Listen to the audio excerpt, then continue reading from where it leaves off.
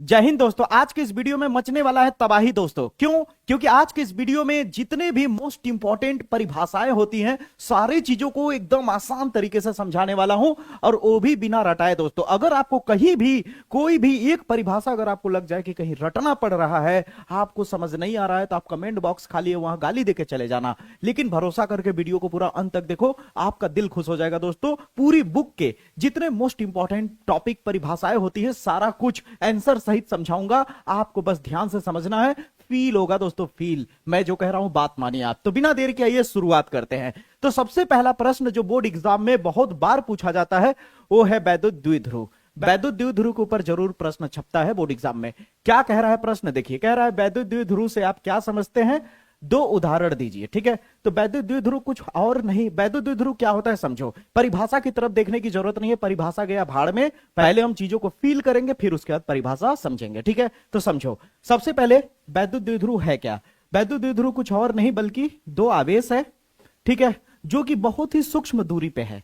जब दो आवेश बहुत ही सूक्ष्म दूरी पे हो और आवेश का मान दोनों सेम हो, अगर यहां 10 कूलाम है तो यहां भी 10 होगा, यहां 20 है तो यहां भी 20 होगा, यहां 30 है तो यहां भी 30 होगा। यानी आवेश दोनों सेम हो लेकिन विपरीत हो, एक निगेटिव वाला हो और एक पॉजिटिव वाला। यानी अगर यहां -10 कूलाम है तो पक्का गारंटी है यहां पे क्या होगा, प्लस में 10 कूलाम होगा। यहां -20 है तो वहां +20 होगा। ठीक है, यानी दो आवेश होने चाहिए और विपरीत होने चाहिए। ठीक है, दो आवेश समान होने चाहिए और विपरीत होने चाहिए। ठीक है, दो आवेश क्या होने चाहिए, समान परिमाण। परिमाण का मतलब क्या होता है, जो संख्या हम लिखते हैं ना, जैसे मान लो 20 कूलाम लिख दिया, तो ये जो 20 है इसी संख्या को ही परिमाण कहते हैं। बुक में ये शब्द बहुत लोग नहीं समझ पाते, लेकिन आप जान लीजिए परिमाण का मतलब क्या होता है, संख्या से लेना देना है। ठीक है, उसकी वैल्यू कितनी है, वैल्यू को ही मैग्नीट्यूड कहा जाता है, परिमाण कहा जाता है। ठीक है, तो दो आवेश अगर बहुत ही सूक्ष्म दूरी पे हो, इनके बीच की दूरी क्या हो, बहुत ही सूक्ष्म हो, अल्प दूरी पे हो, तो इससे बना हुआ ये जो सिस्टम है इसे ही बोला जाता है द्विध्रुव आघूर्ण। क्या कहा जाता है? द्विध्रुव आघूर्ण। ध्यान से समझना, अगर हमारे पास दो आवेश है, एक माइनस और एक प्लस क्यू, और इनके बीच की जो दूरी है वो बहुत ही छोटी दूरी है, उस दूरी को अगर मैं x कह दूं, क्या कह दूं, x कह दूं, तो x और q का अगर मैं गुणा कर दूं तो इसे बोला जाता है द्विध्रुव आघूर्ण कहा जाता है। क्या कहा जाता है? द्विध्रुव आघूर्ण। द्विध्रुव अलग है, द्विध्रुव आघूर्ण अलग है। तो द्विध्रुव क्या होता है समझ आया आपको? द्विध्रुव यहां पे कह रहा है वह निकाय, निकाय मतलब वह सिस्टम, वह निकाय जिसमें दो बराबर परंतु विपरीत प्रकार के दो बिंदु आवेश एक दूसरे के अल्प दूरी पर स्थित हो, तो इसे वैद्युत द्विध्रुव कहते हैं या वैद्युत द्विध्रुव कहलाता है। उदाहरण के तौर पे आपका HCl हो गया, पानी हो गया, ये सब क्या है, वैद्युत द्विध्रुव के उदाहरण है। ठीक है, कभी कभी आपको वैद्युत द्विध्रुव पूछने के साथ साथ द्विध्रुव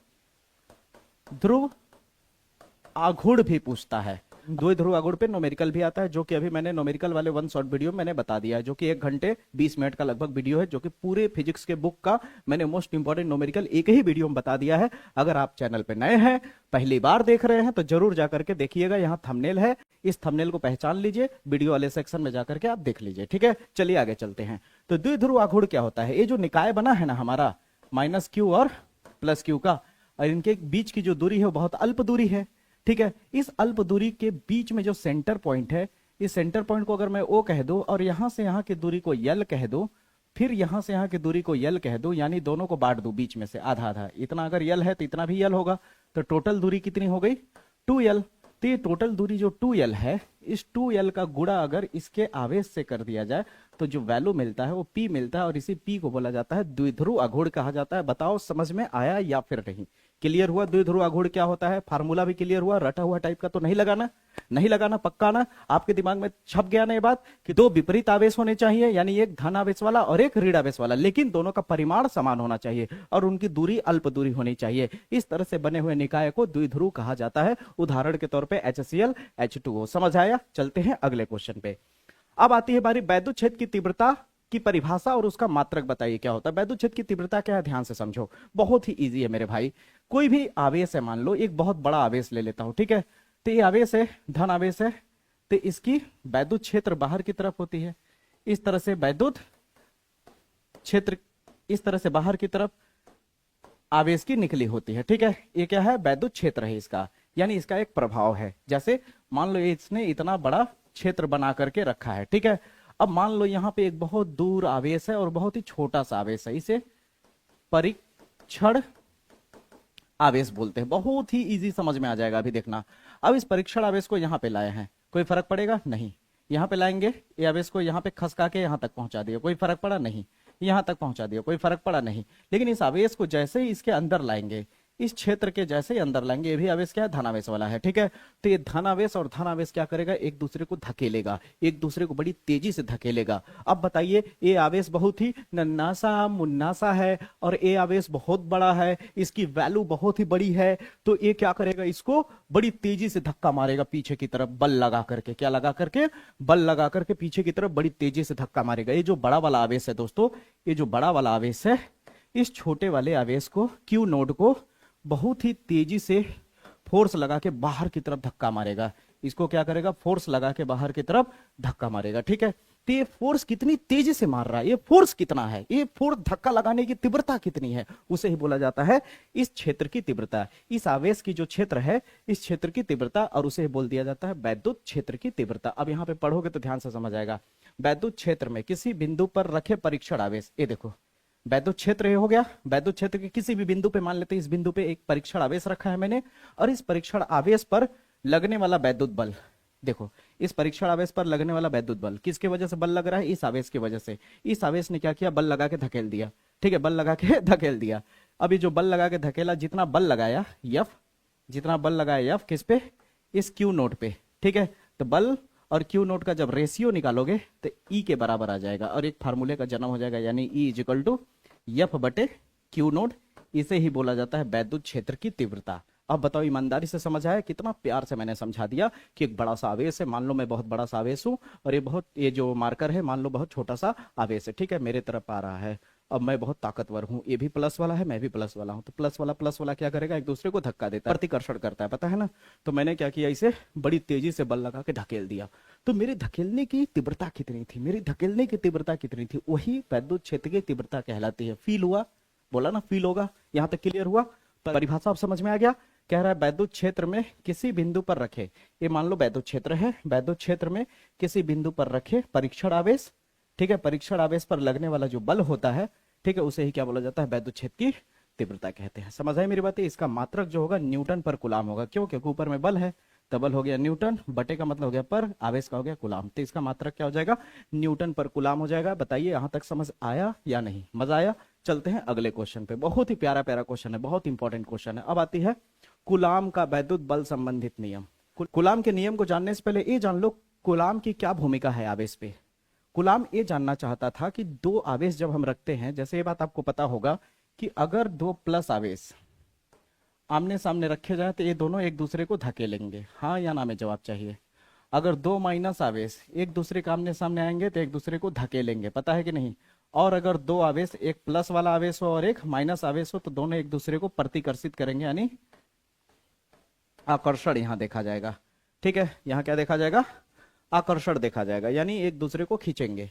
तो ये जो कुलाम है ना, ये कुलाम जानना चाहता था कि ये जो लगने वाला बल, बीच में जो बल लग रहा है एक दूसरे को खींचने वाला या फिर धकेलने वाला, ये बल का अगर वैल्यू पता लगाया जाए तो कैसे वैल्यू पता लगाया जाएगा। भाई इसके वैल्यू पता लगाने का कोई तरीका होगा ना।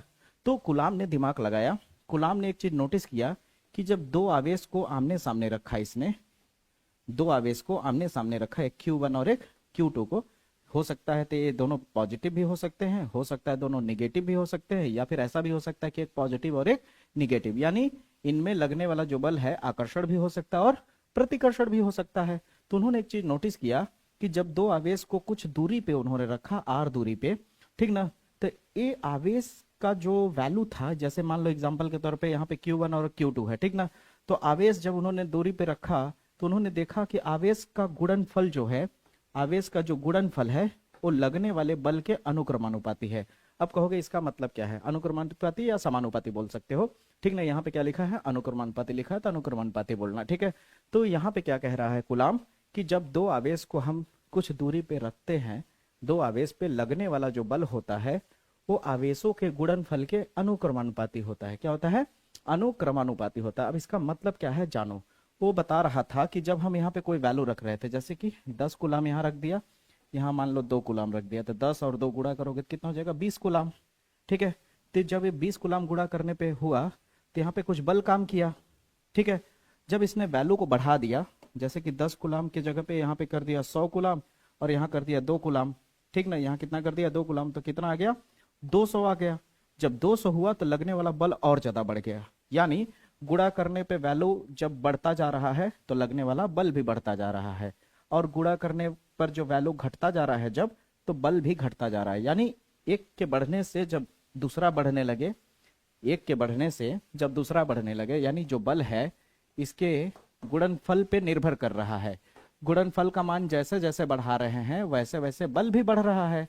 तो जब एक के बढ़ने से दूसरा जब बढ़ने लगे तो वहां पे अनुक्रमानुपाती शब्द का प्रयोग होता है, ठीक है। जब एक के वैल्यू के बढ़ने से दूसरा भी बढ़ने लगे तो उसे क्या कहते हैं, अनुक्रमानुपाती कहते हैं। तो यहाँ पे जो लगने वाला बल था वो क्या था, एक दूसरे के अनुक्रमानुपाती। यहाँ पे देखिए परिभाषा मैं नहीं पढ़ रहा हूँ, मैं अपने टेक्निक से कर रहा हूँ ताकि परिभाषा आप ऑटोमेटिक समझ सके। यहाँ पे वही चीज लिखा है कि दो स्थिर बिंदु आवेश के बीच, या आपको इतने अच्छे समझ नहीं आ रहा, अगर आप भूल गए तो आप डायरेक्ट भी लिख सकते हो कि दो स्थिर आवेश के बीच लगने वाला आकर्षण अथवा प्रतिकर्षण। क्यों दोनों शब्द बोला, क्योंकि भाई दोनों प्लस भी हो सकते हैं, दोनों माइनस भी हो सकता है, या फिर एक प्लस और एक माइनस हो सकता है। तो यहाँ पे बल जो बीच में लगता है वो केवल प्रतिकर्षण थोड़ी ना लग रहा है, या फिर केवल आकर्षण थोड़ी ना लग रहा है, आकर्षण और प्रतिकर्षण दोनों लग रहा है। इसलिए यहां बोला गया कि दो स्थिर आवेश के बीच लगने वाला आकर्षण तथा प्रतिकर्षण बल जो होता है आवेशों की मात्राओं यानी गुणनफल, आवेश के गुणनफल के अनुक्रमानुपाती है। क्या है, अनुक्रमानुपाती है, और इनके बीच की दूरी के वर्ग के व्युत्क्रमानुपाती है। यानी यहाँ पे एक चीज नोटिस किया कि जब इनकी दूरी घटाता था तो बल बढ़ने लगता था, और दूरी बढ़ाता था तो बल घटने लगता था। यानी दूरी बढ़ाने पे बल घटता था और दूरी घटाने पे बल बढ़ता था। यानी ये दोनों एक दूसरे का उल्टा काम कर रहे हैं। जैसे जैसे दूरी बढ़ाते जाएंगे इनके बीच में लगने वाला बल कम होते जाता था, और जैसे जैसे दूरी घटाते जाते थे लगने वाला बल बढ़ता जाता। जैसे दो ठो चुंबक में नहीं होता है, चुंबकवा को दूर ले जाओगे तो थोड़ा खिंचाव कम पड़ता है, और चुंबकवा को पास ले आओ तो बड़ी तेजी से खींचने लगता है, तो नजदीक लाने पे बल बढ़ जाता है। तो उसी तरह यहाँ भी हो रहा है। तो जब एक के वैल्यू बढ़ाने से दूसरा घटने लगे, एक बढ़ाने से दूसरा घटने लगे, तो वहां हमेशा एक शब्द का प्रयोग किया जाता है, और वो शब्द है व्युत्क्रमानुपाती। अब समझ आया अनुक्रमानुपाती और व्युत्क्रमानुपाती का मतलब। अनुक्रमानुपाती हमेशा कब आता है, जब एक के बढ़ने से दूसरा भी बढ़ने लगे, और व्युत्क्रमानुपाती तब आता है, इनवर्सली प्रोपोर्शनल यानी व्युत्क्रमानुपाती कब आता है, जब एक को बढ़ाओ और दूसरा घट जाए, इसको और बढ़ाओ तो ये और घट जाए, और बढ़ाओगे तो और घट जाए, यानी उल्टा काम करें, तो उसमें व्युत्क्रमानुपाती आता है। यानी लगने वाला जो बल है इसके दूरी के व्युत्क्रमानुपाती, और व्युत्क्रमानुपाती को हमेशा बटे में लिखा जाता है। किसमें लिखा जाता है, बटे में।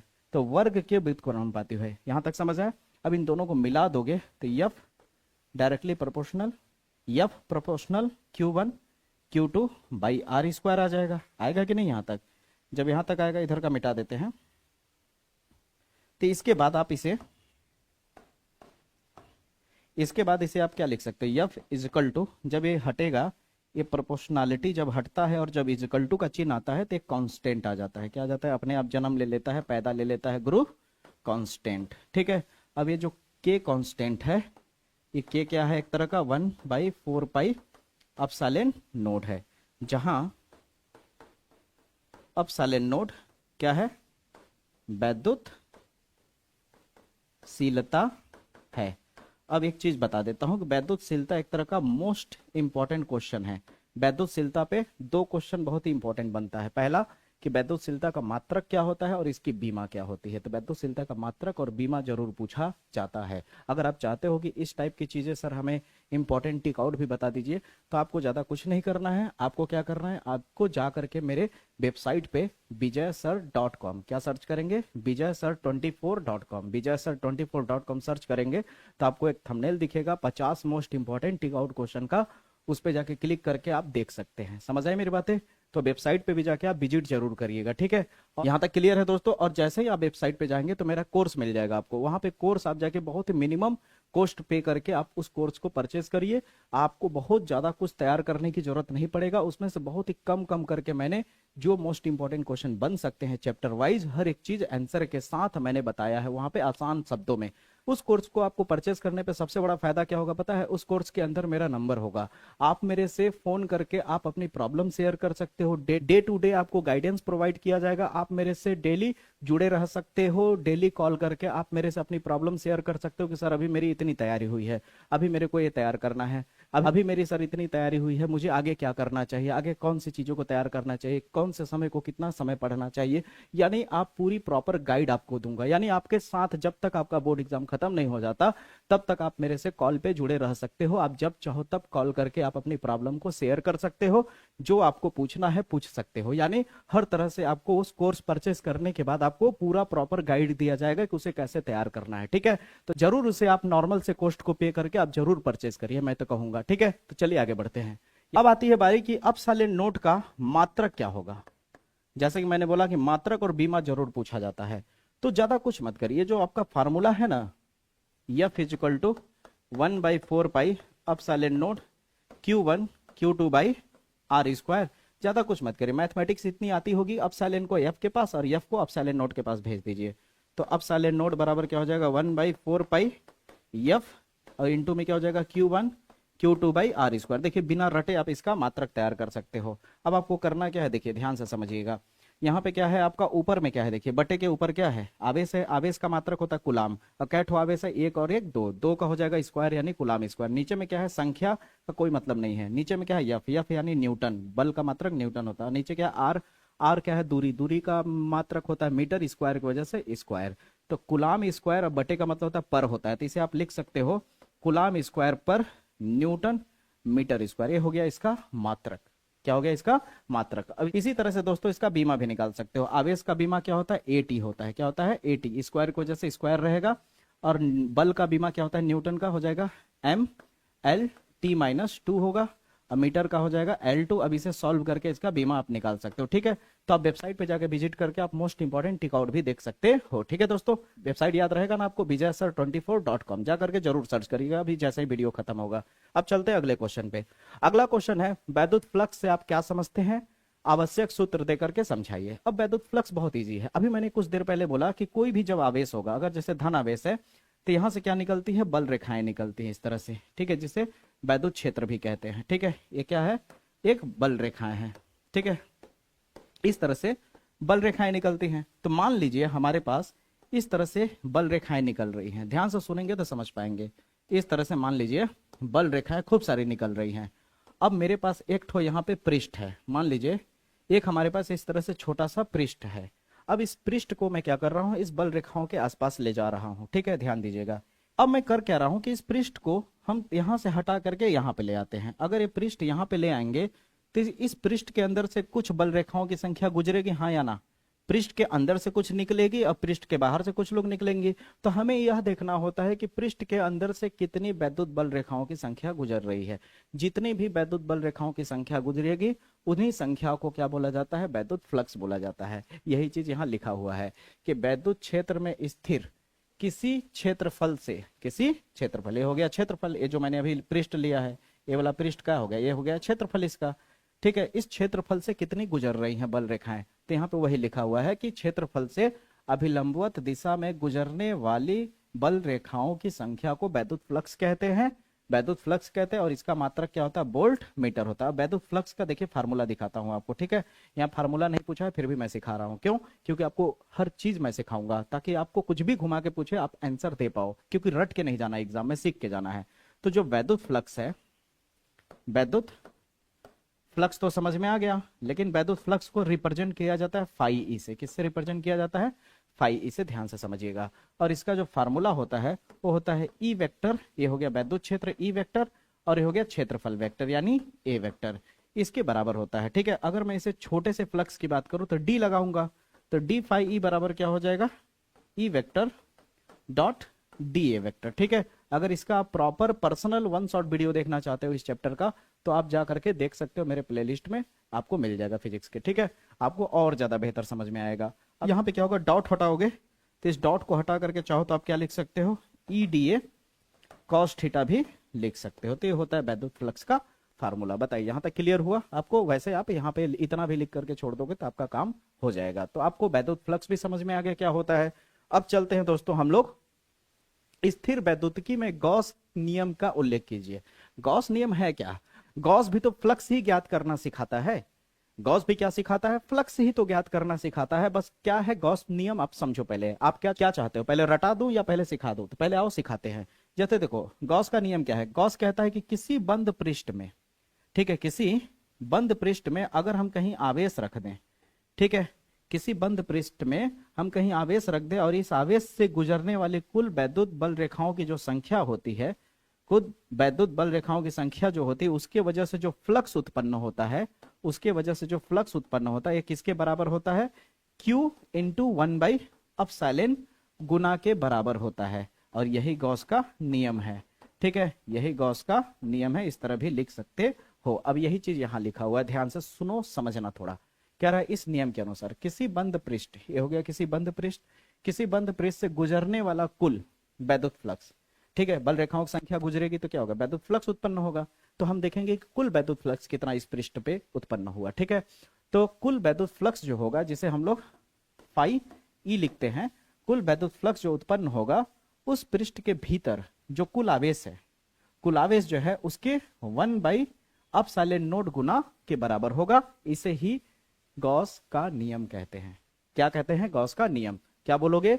किसी बंद पृष्ठ से गुजरने वाली कुल वैद्युत फ्लक्स, ठीक है, किसी बंद पृष्ठ से गुजरने वाली कुल वैद्युत फ्लक्स उस बंद पृष्ठ के अंदर जो आवेश है, उस आवेश के 1/ε गुना होती है।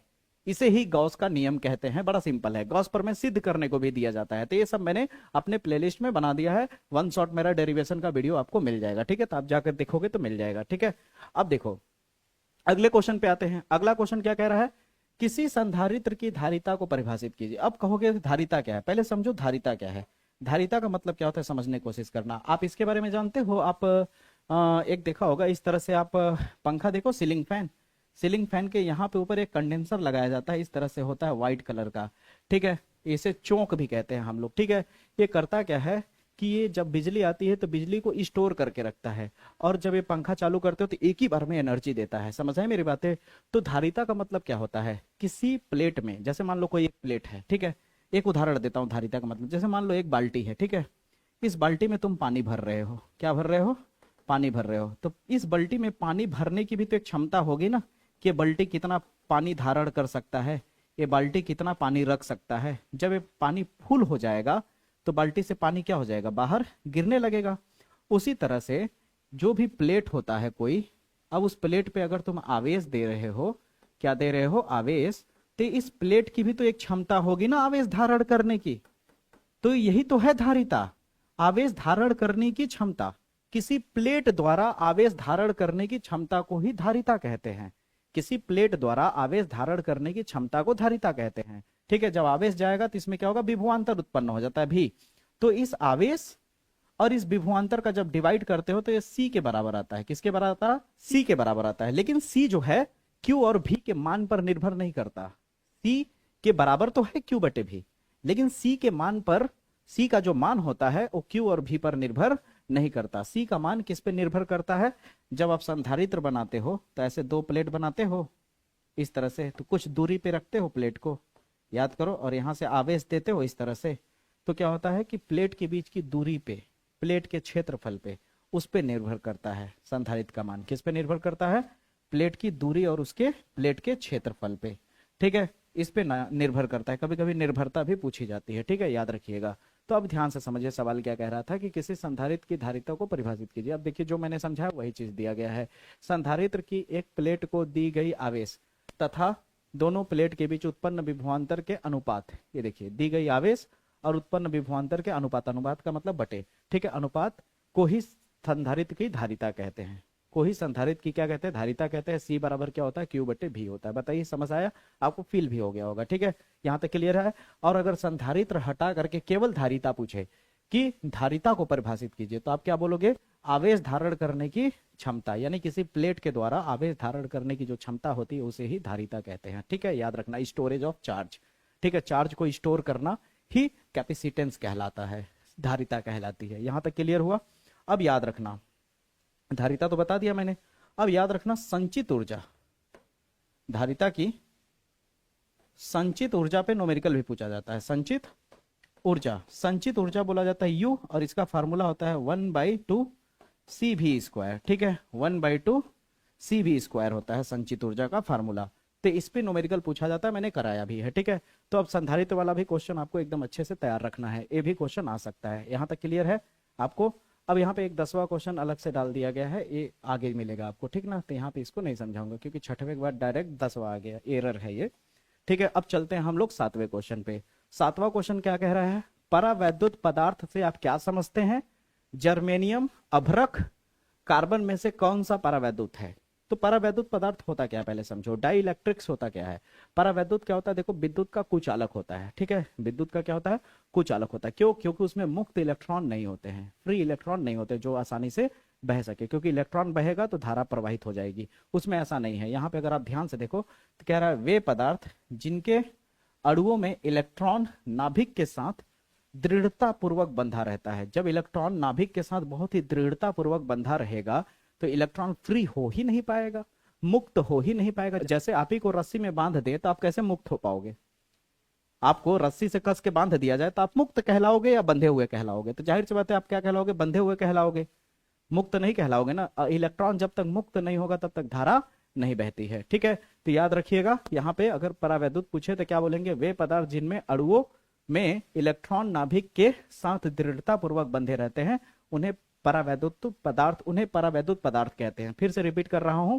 कि याद रखिएगा किसी भी अणु या परमाणु में जब इलेक्ट्रॉन नाभिक से, नाभिक मतलब देखिए जैसे मान लीजिए एक परमाणु है, ठीक है ना, ये न्यूक्लियस हो गया, न्यूक्लियस में क्या होता है, धनावेश होता है, प्रोटॉन होता है और न्यूट्रॉन होता है, और इलेक्ट्रॉन इस तरह घूम रहा है, और ये जो है एक दूसरे से बहुत कस के बंधे हुए हैं, एक दूसरे से बहुत कस के बंधे हुए हैं और ये अपना चक्कर लगा रहा है। तो ये फ्री नहीं है, ये फ्री नहीं है। फ्री इलेक्ट्रॉन अगर नहीं रहेगा तो धारा नहीं बहेगी। ठीक है, इसीलिए आप कभी नोटिस करना कांच में कभी करंट नहीं आता, सूखी लकड़ी में करंट नहीं आता, ठीक है, प्लास्टिक में करंट नहीं आता। तो वही चीज है, कांच हो गया, मोम हो गया, अभ्रक हो गया, ठीक है, ये सब क्या है, परावैद्युत पदार्थ है। समझ आई मेरी बात, ये क्या है, सब परावैद्युत पदार्थ कहलाते हैं। यहां तक क्लियर हुआ। परावैद्युत पदार्थ भूलोगे नहीं ना, परावैद्युत पदार्थ का जब भी परिभाषा पूछा जाए तो आप क्या बोलोगे, ऐसा पदार्थ, ऐसा परमाणु या अणु जिसके इलेक्ट्रॉन नाभिक से बड़ी दृढ़ता से यानी बड़ी मजबूती से बंधे होते हैं, ऐसे ही पदार्थ को परावैद्युत पदार्थ कहा जाता है। कागज भी एक तरह का परावैद्युत पदार्थ है, याद रखना। ठीक है, फिर अगला आता है प्रश्न, एक इलेक्ट्रॉन वोल्ट ऊर्जा से आप क्या समझते हैं। अगला प्रश्न क्या है, एक इलेक्ट्रॉन वोल्ट ऊर्जा से आप क्या समझते हैं, इसका मान जूल में ज्ञात कीजिए। तो सिंपल सा है, इसको एक क्वेश्चन इंपॉर्टेंट है, आ सकता है बोर्ड एग्जाम में। ठीक है, कह रहा है कि किसी इलेक्ट्रॉन को एक बिंदु से दूसरे बिंदु तक ले जाने में किया गया जो कार्य होता है, जैसे मान लो एक इलेक्ट्रॉन है, ठीक है, मान लो ए बिंदु पे है, ठीक है, अब ए बिंदु से बी बिंदु तक इस इलेक्ट्रॉन को लाया गया, ठीक है, तो ए से बी तक, जब यहां से ए से बी तक लाया गया तो कोई ना कोई कार्य किया गया है। तो ए से बी तक यानी एक बिंदु से दूसरे बिंदु तक इलेक्ट्रॉन को लाने में जो किया गया कार्य होता है उसे एक इलेक्ट्रॉन वोल्ट कहा जाता है। क्या कहा जाता है, एक इलेक्ट्रॉन वोल्ट कहा जाता है। क्या कहा जाता है बच्चा, एक इलेक्ट्रॉन वोल्ट कहा जाता है, जबकि उन बिंदुओं के बीच 1 वोल्ट का विभवांतर उत्पन्न हो जाता है। ठीक है, इनके बीच कितना विभवांतर उत्पन्न हो जाता है, 1 वोल्ट का विभवांतर उत्पन्न हो जाता है। और एक इलेक्ट्रॉन वोल्ट को अगर आप यहाँ पे इसे ओपन करोगे तो इलेक्ट्रॉन पर आवेश कितना होता है, इस इलेक्ट्रॉन पर आवेश कितना होता है, 1.6 × 10⁻⁻19 कूलाम, और ये वोल्ट हो गया आपका 1 वोल्ट। समझ आया, यानी इलेक्ट्रॉन वोल्ट को आप चाहो तो 1.6 × 10⁻⁻19 कूलाम इंटू, अब वोल्ट के जगह पे 1 वोल्ट लिख सकते हो। तो यहां तक आप इस सवाल का जवाब दोगे जब भी एग्जाम में पूछा जाएगा। क्लियर हुआ, अच्छी बात है, यहां तक क्लियर हुआ, बहुत बढ़िया। अब चलते हैं अगले क्वेश्चन पे।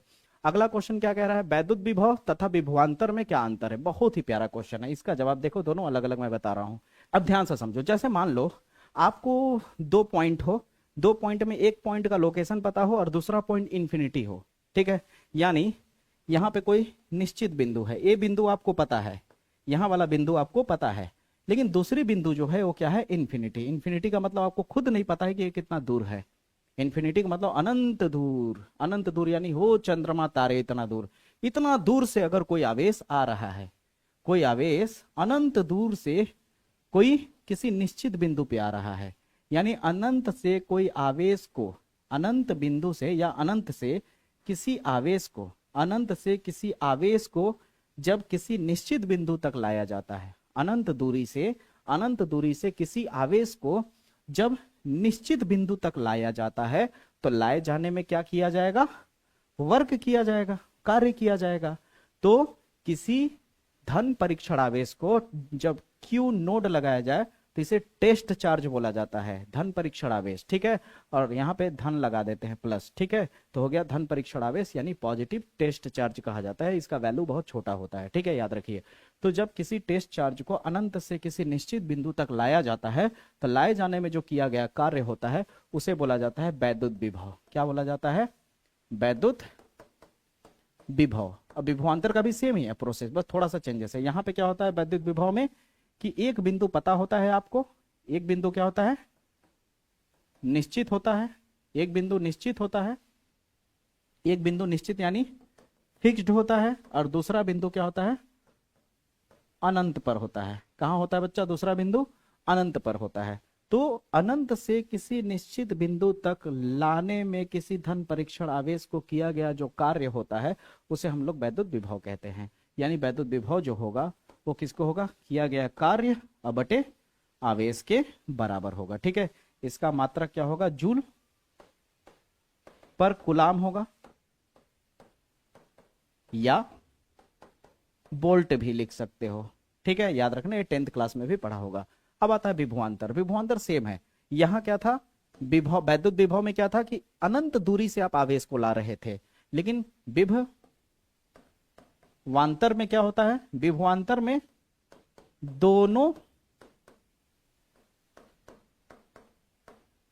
निश्चित बिंदु होते हैं। समझ आए मेरी बातें, आपको दोनों बिंदु पता होता है, यानी दोनों, यानी आपको यहां वाले में क्या था कि एक बिंदु यहां पे था आपके पास और दूसरा बिंदु हो चंद्रमा तारे सूरज जितना दूरी ત્યાં अनंत दूर पे। लेकिन अभी फिलहाल विभवांतर में क्या होता है, दोनों बिंदु पास पास होता है, ये बिंदु यहां है, ये बिंदु यहां है, ठीक है। यहां से यहां तक आवेश जब जाएगा, यानी ए वाला पॉइंट भी आपको पता है और बी वाला पॉइंट भी आपको पता है, दोनों निश्चित बिंदु है। दोनों निश्चित बिंदु से जब किसी आवेश को, यानी जब किसी आवेश को एक निश्चित बिंदु से दूसरे निश्चित बिंदु तक लाया जाता है तो लाए जाने में जो किया गया कार्य होता है उसे क्या कहा जाता है दोस्तों, उसे कहा जाता है विभवांतर। उसे क्या कहा जाता है, विभवांतर। तो याद रखिए, जहां से आप ला रहे हैं, जहां से आप ला रहे हैं हो जाएगा V B minus V A बराबर क्या हो जाएगा, डब्ल्यू बाई क्यू नोड होगा। क्या होगा, वी बी माइनस, जहां से आप ला रहे हो उसे पहले लिखोगे और जहां पे ला के छोड़ रहे हो उसे बाद में लिखोगे, ठीक है। इसे बोला जाता है विभवांतर। अब बताइए ईमानदारी से समझ आ रहा है या नहीं, क्लियर हो पा रहा है या नहीं, पक्की बात मानो यहाँ तक क्लियर हो रहा है, ठीक है। याद रखिएगा दोस्तों, यहां तक आपको क्लियर हो गया। अब चलते हैं अगले क्वेश्चन पे। अगला क्वेश्चन है विशिष्ट चालकता क्या है, इसका मात्रक तथा बीमा बताइए। अब विशिष्ट चालकता क्या है, देखिए ध्यान से समझिएगा, बहुत प्यारा टॉपिक है। देखिए आप ध्यान दीजिएगा, बहुत प्यारा टॉपिक है, मैं समझाता हूं आपको। देखिए विशिष्ट चालकता क्या होता है, जैसे कोई भी आपका चालक तार है मान लीजिए, ठीक है, तो तार की कोई लंबाई होगी, पता है कि नहीं, इसका क्षेत्रफल भी होगा। क्या होगा, क्षेत्रफल भी होगा। और जब इसमें धारा प्रवाहित होगा, जब धारा भेजोगे तो तार के अंदर क्या होता है, रेजिस्टेंस होता है जो धारा को रोकने का काम करता है। ये बात आपको क्लियर होगा, ठीक ना, धारा को रोकने का काम करता है। कभी भी कोई पूछे कि प्रतिरोध का मतलब क्या होता है, प्रतिरोध का काम क्या है, तो कहना धारा को रोकने का काम करता है, धारा में रुकावट पैदा करता है प्रतिरोध, रेजिस्टेंस, ठीक है। और ये जो फार्मूला होता है आर इजिकल टू, याद रखना, ये जो रेजिस्टेंस होता है, ध्यान से सुनना मेरी बात को, ये जो रेजिस्टेंस होता है मेरे भैया वो लंबाई के अनुक्रमानुपाती होता है, ठीक है, याद रखना। और क्षेत्रफल के व्युत्क्रमानुपाती होता है। जब इसे आप मिला देते हो तो आर डायरेक्टली आर प्रोपोर्शनैलिटी बटे ए हो जाता है, यल बटे ए हो जाता है। और जब ए प्रोपोर्शनैलिटी हटता है तो आर बराबर क्या हो जाता है, रो इंटू यल बाई ए हो जाता है। और इसी रो को बोला जाता है विशिष्ट प्रतिरोध या विशिष्ट चालकता आप कह सकते हो, ठीक है, यहाँ पे लिखा भी हुआ है, ठीक है। विशिष्ट प्रतिरोध नहीं, विशिष्ट प्रतिरोध बोलेंगे, विशिष्ट चालकता अलग है, ठीक है। इसे विशिष्ट प्रतिरोध बोलेंगे। और विशिष्ट प्रतिरोध का जो अगर विशिष्ट प्रतिरोध को अगर हम बटे में लिख दें तो ये सिग्मा के बराबर हो जाएगा और इसी सिग्मा को बोला जाता है विशिष्ट चालकता कहते हैं, ठीक है। अब यहाँ पे आप देख सकते हैं वही चीज लिखा है कि किसी पदार्थ की विशिष्ट प्रतिरोध का व्युत्क्रम, व्युत्क्रम का मतलब बटे, ठीक है, किसी प्रतिरोध, विशिष्ट प्रतिरोध, ये क्या है आपका रो, विशिष्ट प्रतिरोध है, ठीक ना। तो विशिष्ट प्रतिरोध को जब बटे में लिख दिया जाए तो बटे में लिखने को व्युत्क्रम कहा जाता है। तो विशिष्ट प्रतिरोध का व्युत्क्रम को उस पदार्थ के विशिष्ट चालकता कहलाती है, ठीक है, याद रखना। किसी पदार्थ के विशिष्ट प्रतिरोध के व्युत्क्रम को ही उस पदार्थ के विशिष्ट चालकता कहते हैं। और इसे हम लोग किससे रिप्रेजेंट करते हैं, सिग्मा से रिप्रेजेंट करते हैं। और विशिष्ट चालकता किससे रिप्रेजेंट करते हैं दोस्तों, हम लोग रो से, ठीक ना। यहाँ पे ये रो है आपका विशिष्ट प्रतिरोध और यहाँ 1/, है, ठीक है। यहाँ तक क्लियर हुआ।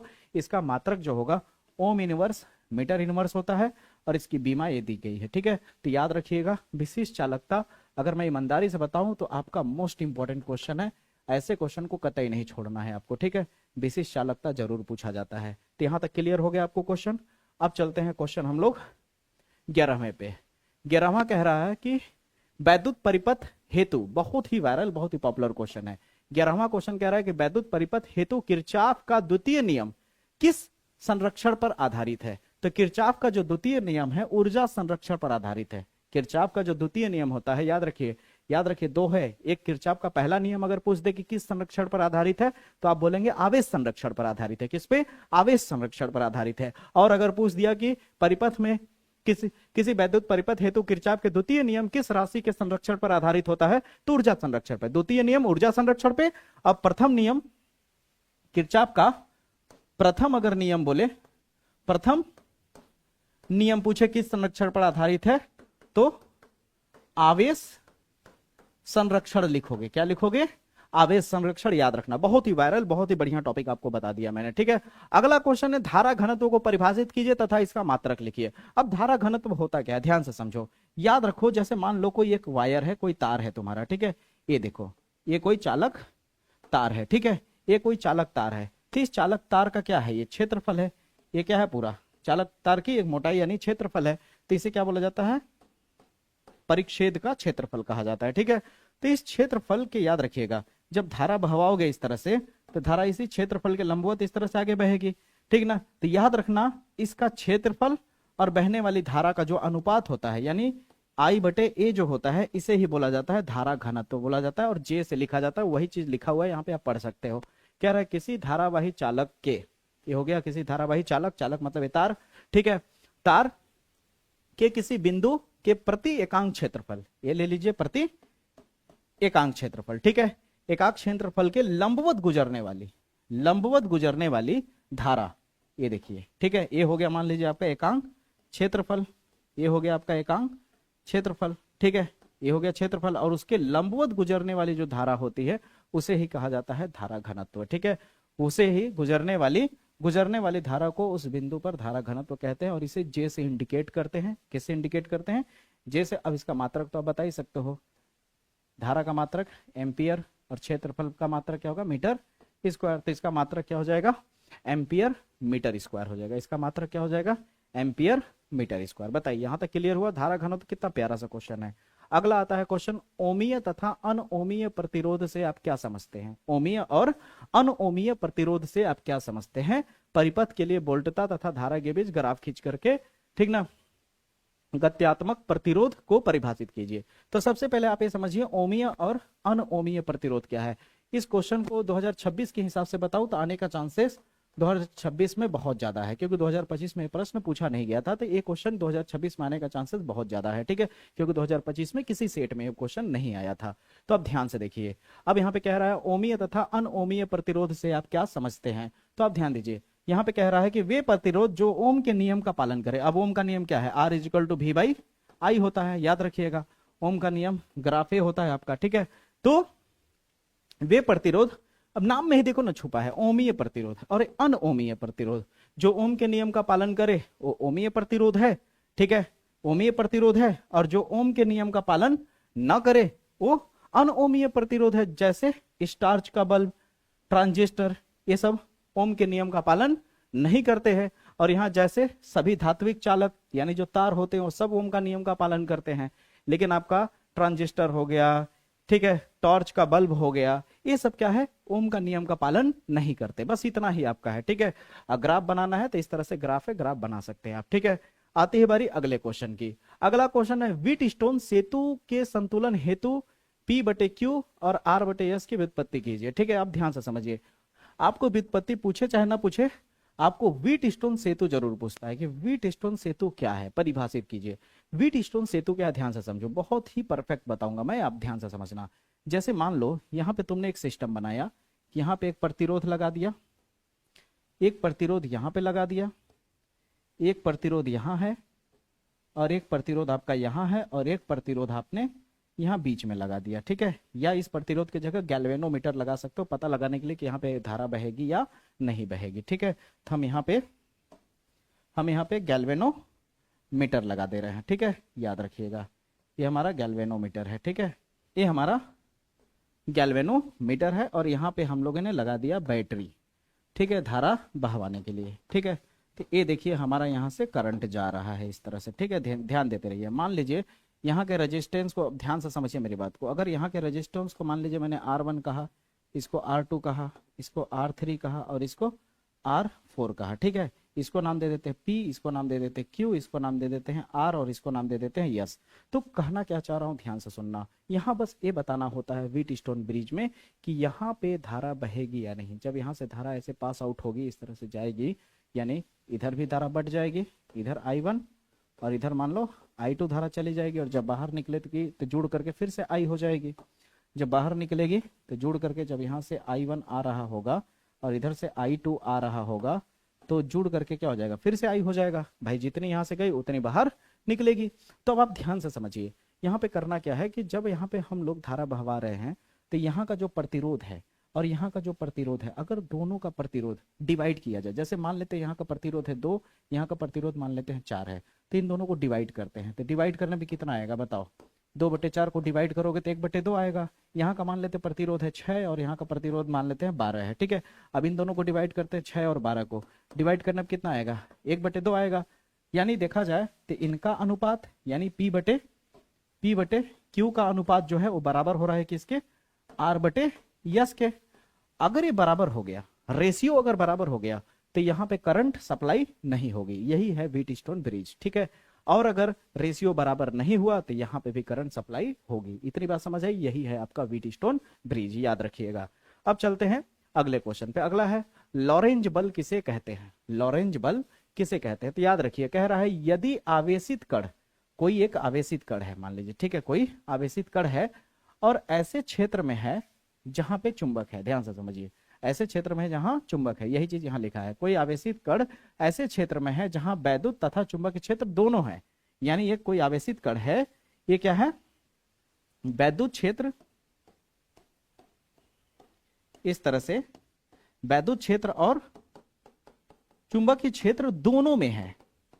ठीक है, एक ऐसा आवेशित कण है जो वैद्युत और चुंबकीय क्षेत्र दोनों में स्थित है। ठीक है, दोनों में उपस्थित है। तब कण पर लगने वाला जो बल होगा, तब कण पर जो लगने वाला बल होगा, जब इस कण पे लगने वाला जो बल होगा, इस कण पे भैया, इस कण पे जो लगने वाला बल होगा, इस कण पे जो लगने वाला बल होगा, उस बल को ही लॉरेंज बल कहते हैं। अब याद रखो, फिर से सुनो, जब कोई आवेशित कण किसी ऐसे क्षेत्र में उपस्थित हो जहां पे वैद्युत और चुंबकीय क्षेत्र दोनों हो, तो उस कण पे लगने वाला जो बल होता है उसे लॉरेंज बल कहते हैं।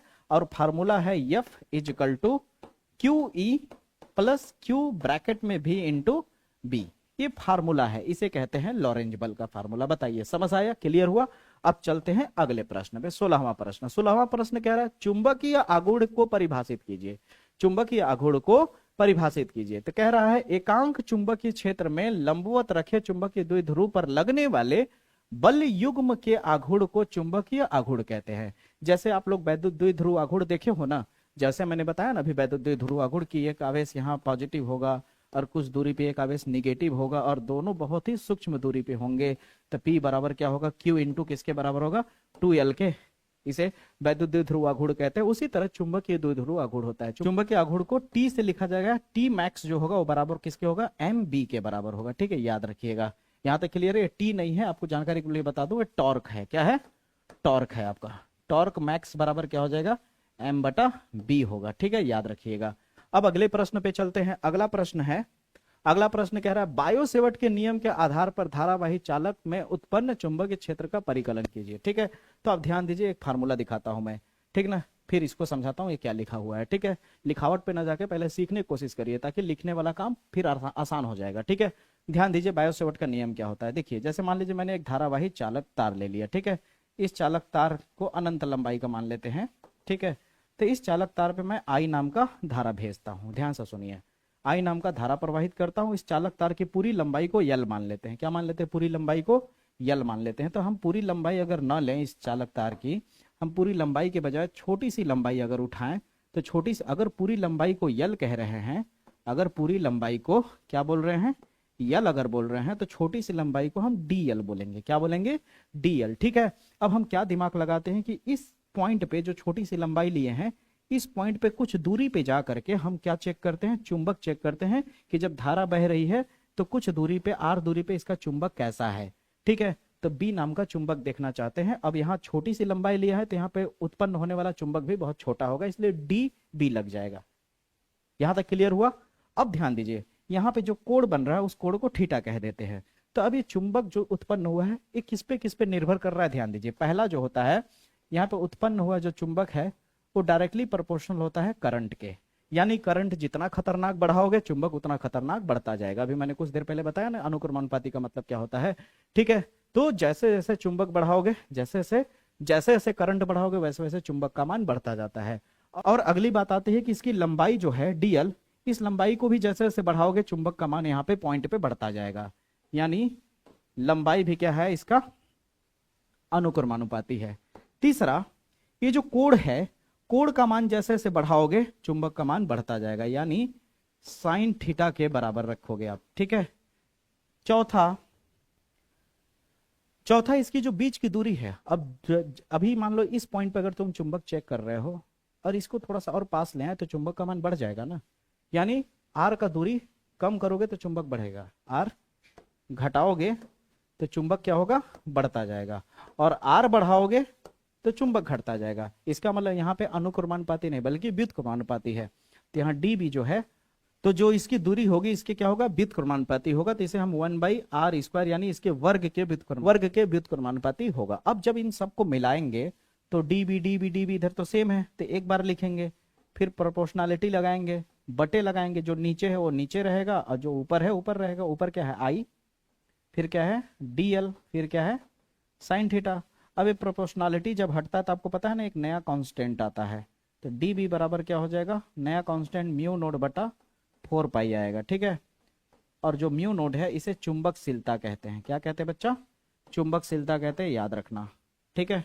ये आगे आपका बायो सेवर्ट का नियम तैयार हो गया। ये आपको जरूर इतना करना पड़ेगा, ठीक है। लेकिन कब करोगे? जब इतना लिख लोगे। तो यहाँ पे क्या लिखा हुआ है ध्यान से देख लो, छोटा सा स्टेटमेंट लिखा है, जो मैंने किया है वही लिखा है, आप देख सकते हो कि ना हो तो। कह रहा है धारावाही चालक से उत्पन्न चुंबकीय क्षेत्र अर्थात बायो सेवर्ट के नियम किसी धारावाही चालक ए बी, यानी ए से बी मान लेते हैं, ए हो गया ए हो गया बी के अल्पांश यानी डीएल, ये देखिए ए डेल्टा एल नहीं है यहाँ डीएल है, ठीक ना। डीएल के द्वारा किसी बिंदु पी पर, मान लीजिए किसी बिंदु पी पर उत्पन्न चुंबकीय क्षेत्र डीबी, वो डेल्टा नहीं है, ठीक ना, डीबी लगाइएगा। डीबी निम्नलिखित बातों पर निर्भर करती है। तो ये 4 बातें हैं जिस पे निर्भर करती है। अब बताइए समझ आया या नहीं? क्लियर हुआ? तो इसे आप नोट कर लीजिए या तो स्क्रीनशॉट ले लीजिए, ठीक है। अब चलते हैं अगले क्वेश्चन पे। अगला क्वेश्चन कह रहा है अनुचुंबकीय तथा लौह चुंबकीय पदार्थों में मुख्य अंतर क्या है?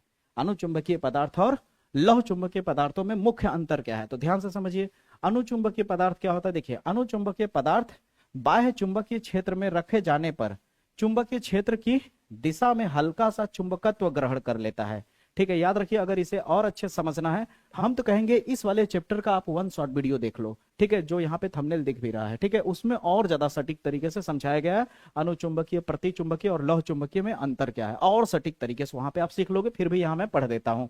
कह रहा है अनुचुंबकीय पदार्थ बाह्य चुंबकीय क्षेत्र में रखे जाने पर चुंबकीय क्षेत्र की दिशा में हल्का सा चुंबकत्व ग्रहण कर लेता है, जबकि लौह चुंबकीय पदार्थ चुंबकीय क्षेत्र में रखे जाने पर चुंबकीय क्षेत्र की दिशा में शक्तिशाली चुंबकत्व ग्रहण कर लेता है, ठीक है। यही चीज है, इसे ही बोला जाता है लौह चुंबकत्व, और यह है आपका अनुचुंबकत्व, ठीक। यहां तक क्लियर हुआ दोस्तों? चलते हैं अगले क्वेश्चन पे। अगला क्वेश्चन जो है दोस्तों, ये भी बहुत ही पॉपुलर, बहुत ही वायरल क्वेश्चन है। डायरेक्टली आपसे पूछ सकता है 3 लौह चुंबकीय पदार्थों का नाम बताइए। 3 लौह चुंबकीय पदार्थों का नाम बताइए। तो जैसे लोहा हो गया, निकिल हो गया, कोबाल्ट हो गया, ठीक है, इसे आपको याद रखना पड़ेगा। ठीक है, वायरल क्वेश्चन है, ऐसे क्वेश्चन को छोड़ोगे तो गड़बड़ हो जाएगा। फिर आती है बारी किन्हीं तीन प्रति चुंबकीय पदार्थों का नाम बताइए। तो यहाँ पे क्या है, बिस्मथ हो गया, सोना हो गया और जस्ता हो गया। ठीक है, इसे आप तैयार कर लोगे। ठीक है, फिर आती है बारी अगले क्वेश्चन की। अगला क्वेश्चन है वैद्युत चुंबकीय प्रेरण क्या है। वैद्युत चुंबकीय प्रेरण क्या है, ध्यान से समझिए। ठीक है, इस पर आधारित दो युक्तियों को बताइए। तो यहाँ पे देखिए क्या लिखा है, फिर मैं आपको समझाता हूं। कह रहा है कि वैद्युत चुंबकीय प्रेरण जब किसी कुंडली या चुंबक के बीच सापेक्ष गति होती है तो कुंडली में वैद्युत वाहक बल उत्पन्न हो जाता है। इसी घटना को वैद्युत चुंबकीय प्रेरण या फिर उत्पन्न वैद्युत वाहक बल को प्रेरित वैद्युत वाहक बल कहा जाता है। ठीक है, अब मैं आपको समझाता हूं कहना क्या चाह रहा था। देखिए, जैसे आप कोई भी एक परिपथ लेते हो, एक कुंडली लेते हो, ठीक है, इस तरह से आपने एक कुंडली ले लिया। ठीक है, ध्यान से समझिएगा। अब आपने एक चुंबक को क्या किया, एक चुंबक को, यहां कोई बैटरी वगैरह नहीं लगाया हो कुंडली में, याद रखना, ठीक ना। अब इस चुंबक को बार बार आगे पीछे करोगे, तो बार बार जब आगे पीछे करोगे तो क्या होगा, इसमें बार बार आगे पीछे करने से क्या होगा, इसके फ्लक्स में परिवर्तन होगा। क्या होगा, इसके फ्लक्स में परिवर्तन होगा। फ्लक्स क्या होता है याद रखिए, बता चुका हूं ना, यहां से चुंबक की बहुत सारी रेखाएं निकलेंगे इस तरह से। ठीक है, और इस कुंडली से होके जाएगी। जब चुंबकवा को आगे पीछे करोगे तो कभी रेखा ज्यादा बढ़ जाएगी, कभी घट जाएगी। पीछे करोगे तो रेखाओं की संख्या कम गुजरेगी, और आगे कर दोगे तो रेखाओं की संख्या ज्यादा गुजर जाएगी। तो जब रेखाओं की संख्या आगे पीछे करने से क्या होगा, बार बार आगे पीछे करोगे तो उससे क्या होगा, फ्लक्स में परिवर्तन होगा। और फ्लक्स में परिवर्तन होने से क्या होगा, इसमें एक वैद्युत वाहक बल उत्पन्न हो जाएगा, यानी ईएमएफ जनरेट हो जाएगा। समझ आई मेरी बातें। इसे ही बोला जाता है प्रेरित वैद्युत वाहक बल भी कहा जाता है। अब बताइए समझ आया या नहीं।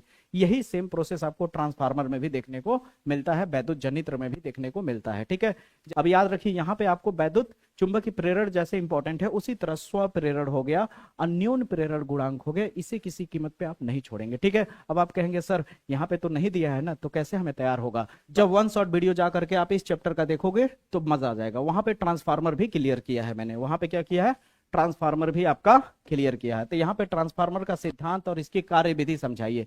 ये भी मोस्ट इंपॉर्टेंट क्वेश्चन है, ऐसे क्वेश्चन को छोड़ना नहीं है। ठीक है, तो उम्मीद करता हूं आज के वीडियो में जितने भी मोस्ट इंपॉर्टेंट क्वेश्चन मैंने बताया वो सारा कुछ आपको समझ आया, और जाकर के इसे अच्छे से तैयार करिए दोस्तों, क्योंकि इनमें से पक्का बोर्ड एग्जाम में पूछा जाएगा, इसकी गारंटी मैं लेता हूं। ठीक है, ध्यान रखिए दोस्तों, अगर चैनल पे नए होंगे तो चैनल को सब्सक्राइब करके बेल आइकन प्रेस जरूर कर लीजिए, ताकि मेरी हर वीडियो आप तक सबसे पहले पहुंचे। तो मुलाकात करूंगा इसी तरह के धमाकेदार वीडियो के साथ दोबारा, तब तक के लिए जय हिंद, जय भारत।